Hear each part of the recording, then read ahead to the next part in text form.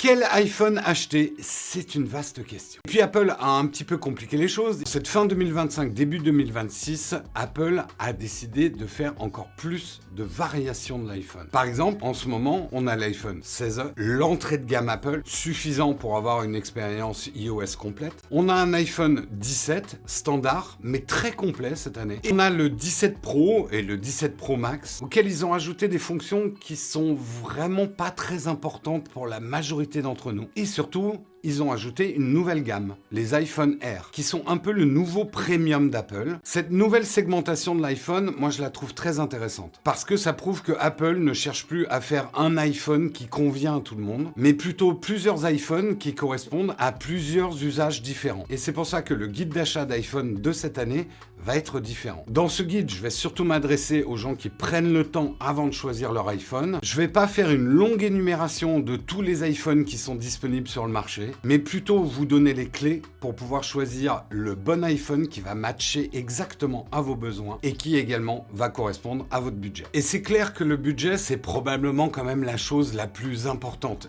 Définir son budget dès le départ. C'est très terre à terre, c'est très réaliste, mais il y a une chose importante quand on définit son budget, c'est qu'il faut arriver à faire la différence entre le prix d'achat et le prix d'utilisation annuel d'un iPhone. Je vais vous expliquer. En fait, quand vous achetez un iPhone de manière raisonnable, il faut réfléchir à la durée d'utilisation de l'iPhone. Combien de temps vous pensez le garder? Et le pendant de ça, c'est la valeur de cet iPhone quand vous allez le revendre, si vous allez le revendre. Les iPhones ont cette chance, ils ont plutôt une bonne cote à la revente. Ça vous paraît beaucoup, sachez que dans le monde Android, c'est largement pire. Par exemple, cette année, vous prenez l'iPhone 17 standard. En prix d'achat, il va vous coûter 969 €. Vous choisissez que vous allez le garder 3 ans. Eh bien, en fait, cet iPhone 17 va vous revenir à 209 € d'utilisation par an. Si vous achetez un 17 Pro à 1329 €, mais que là, vous décidez de le garder 5 ans, vous le revendrez à peu près 400 €. Le coût d'utilisation sera de 185 € par an. Alors là, je parle que du prix de l'iPhone. N'oubliez pas dans le calcul de votre budget que vous aurez peut-être d'autres coûts, notamment l'assurance,